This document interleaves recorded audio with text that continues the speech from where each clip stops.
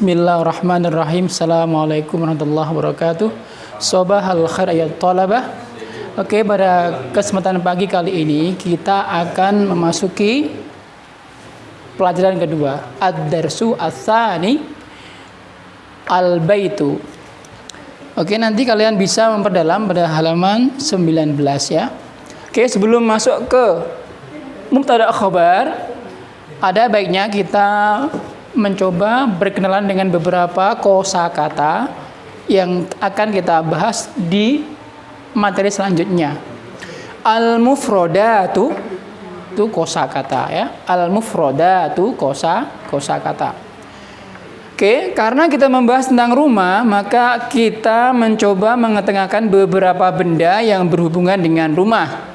Tidak banyak, tapi cukuplah untuk mengaitkan dengan materi nanti selanjutnya tentang mubtada khabar. Yang pertama, baitun. Baitun. Oke. Kalian lihat sendiri ya artinya ya, baitun. Kemudian bawahnya ada ghurfatun. Ghurfatun. Selanjutnya ada bustanun. Bustanun. Kemudian matbahun. Matbahun. Kemudian zahratun. Zahratun. Zahratun. Kemudian di rumah pasti ada misbahun. Misbahun. Oke. Saya ulangi lagi. Baitun, ghurfatun, bustanun, matbahun, zahratun, misbahun. Oke, ini adalah beberapa kata benda yang akan kalian jumpai di sekitar rumah. Kemudian untuk membuat kalimat tentu kita memerlukan pelengkap. Ya, maka kita kasih juga beberapa kata sifat dan satu contoh huruf jar untuk nanti menyambungkan dalam sebuah kalimat. Karena kita nanti akan membahas tentang jumlah ismiyah, maka di sini saya kasih satu fi di dalam. Tapi kalian kalau pernah ingat, dulu pernah kita ajarkan huruf jar ada banyak ya. Amama, waro'a, an, ila, fi dan lain sebagainya ada banyak. Tapi kita cukup aja fi aja. Fi di dalam. Kemudian kata sifat yang pertama wasi'atun. Wasi'atun. Kemudian kabirun. Selanjutnya nazifun. Kemudian jamilatun. Sagirun. Oke, saya ulangi lagi. Kata sifat yang pertama wasi'atun. Kabirun. Nazifun. Jamilatun. Sagirun.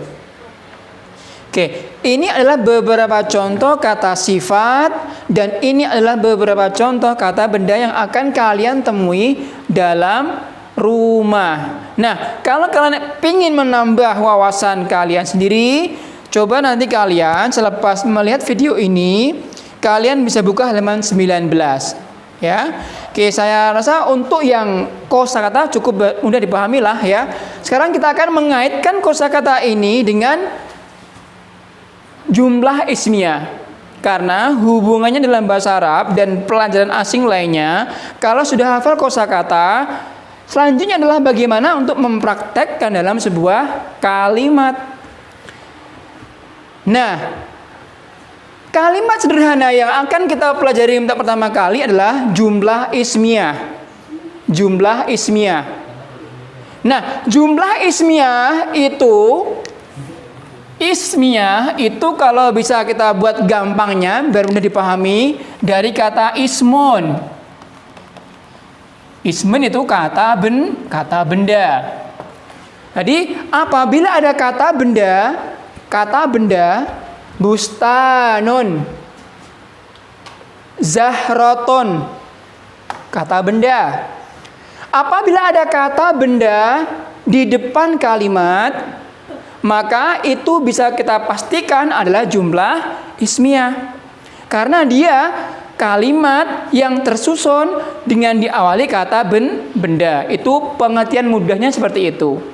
Biar enggak jelimet ya. Intinya, kalau Anda membaca buku bahasa Arab, kemudian di situ kalian jumpai ada kata benda seperti bustanun, zahratun, dan kata benda lainnya, itu bisa dipastikan adalah jumlah ismiyah, yaitu kalimat atau jumlah yang diawali dengan kata benda. Maka di sini kita akan membunyikan al-bustanu wasi'un. Kata benda yang pertama ini kita namakan mubtada. Dan perlu kalian pahami, lupa kalau mungkin ada yang kritis ya, di sebelah kanan bustanun, tapi sebelah kiri kok berbunyi al-bustanu, Pak. Nah, itulah spesialnya. Ketika Anda pengen membuat sebuah kalimat, maka otomatis kamu letakkan al di depan kata benda. Dari bustanun, Anda tambahi al di depan, al. Kemudian efek dari ada al ini, maka tanwinnya menjadi dhamma saja, al-bustanu. Zahratun az-zahratu, misbahun al-misbahu, gurfatun al-gurfatu. Jadi kalau kalian menemukan kata benda bustanun, matbahun, misbahun, zahratun, dan lain-lainnya, kemudian kalian pengen menjadikan dia jumlah ismiyah, maka jangan lupa kasih alif lam. Kemudian tanwin di belakangnya ganti dhammah. Loh, kok bisa begitu, Pak? Bisa. Tapi penjelasannya bukan sekarang, nanti akan lebih jelimet malah. Yang penting yang perlu kalian ketahui, tambahkan al di depan, kemudian tanwinnya ganti dhammah. Al-bustanu wasi'un. Ini sebagai mubtada, yang depan sebagai mubtada. Kata benda yang berada di awal kalimat namanya mubtada. Kemudian ada wasi'un, luas. Taman yang luas, taman itu luas. Nah, cara mengartikan jumlah ismiyah itu kalian letakkan itu di tengahnya, di antara keduanya, biar lebih enak didengar. Taman itu luas, al-bustanu wasi'un. Az-zahratu, bunga. Kemudian, nah, perlu kalian perhatikan dalam bahasa Arab antara mubtada dan khobar itu harus kompak, harus sama. Kalau sini laki-laki mudzakkar, maka sini pun juga mudzakkar. Al-bustanu wasi'un. Az-zahratu, sini ada mu'annas tu, maka di sini pun ikut mu'annas. Az-zahratu jamilatun. Sini mu'anas, ini perempuan, ini pun perempuan, ini laki-laki, sini laki-laki. Tidak boleh kamu bilang az-zahratu jamilun atau al-bustanu wasi'atun. Enggak boleh. Karena syarat jumlah ismiyah itu harus kompak antara mubtada dan khobar. Ya, antara mubtada dan khobar harus sama-sama mudzakkar. Kemudian yang kedua yang perlu kalian perhatikan, khobar itu tidak perlu kalian tambahi alif lam di sini. Az-zahratu al-jamilatu itu salah nanti. Nanti dia bukan mubtada khobar lagi, tapi beda lain lagi. Apa itu, Pak? Nanti, jangan sekarang. Kita fokus ke mubtada khobar. Jadi kata benda yang berada di awal kalimat ini namanya mubtada. Kalau ada mubtada pasti ada khobar. Karena mubtada dan khobar selalu pergi bersama-sama. Kemudian yang kedua, kalau mubtadanya mudzakkar, khobar ikut mudzakkar. Kalau mubtadanya muannas, khobarnya pun ikut muannas. Tidak boleh tidak sama. Ya. Oke, ini adalah pola yang pertama dari jumlah ismiyah. Pola yang pertama. Kalimatnya yang simple, sederhana, pendek. Tidak ada sisipan apa-apa. Ini model yang pertama. Jadi kalian bisa membuat banyak. Misalkan al-ghurfatu wasi'atun, al-bustanu kabirun, al-matbakhu nadhifun, az-zahratu jamilatun, al-misbahu saghirun. Bisa kalian kreasikan sendiri. Intinya kalau udah paham ini, dikasih kata benda sebanyak apapun, kalian tinggal menggabung-gabungkan saja. Mudzakkar dengan mudzakkar, muannas dengan muannas. Oke, kemudian ada pola yang kedua. Pola yang kedua ini agak lumayan sedikit ribet ya. Oke, contohnya yang pertama, al-misbahu fil baiti, al-ghurfatu amamal masjidi. Nah, sama. Kalau kita potong di sini, al-misbahu artinya, nah ini ya. Al-ghurfatu artinya nih. Kata benda, semuanya kata benda. Kembali lagi, ketika ada kata benda di awal kalimat, maka bisa dipastikan itu adalah jumlah ismiyah. Susunan yang terdiri dari kata benda di depan, itu jumlah ismiyah. Kemudian, nah, apabila ada kata benda di awal kalimat, maka otomatis bisa kita katakan sebagai mubtada. Kata benda di awal kalimat dibaca rofa, ada alnya kayak gini ya, itu namanya mubtada. Kemudian saya selalu bilang kalau ada mubtada pasti ada khobar. Nah, beda khobar yang sebelah ini dengan ini. Kalau yang sini simple wasiun, kalau yang sebelah bawah ini Anda sisipi huruf jar atau dorob zaman dorob makan. Nah, ini huruf jar ya, fi. Sebagaimana saya contoh tadi, fi. Nah, bedanya dengan pola yang kedua itu Anda ada sisipan huruf jar di antara kata benda tadi. Fi, amama, paro'a, dan lain sebagainya. Boleh, terserah kamu.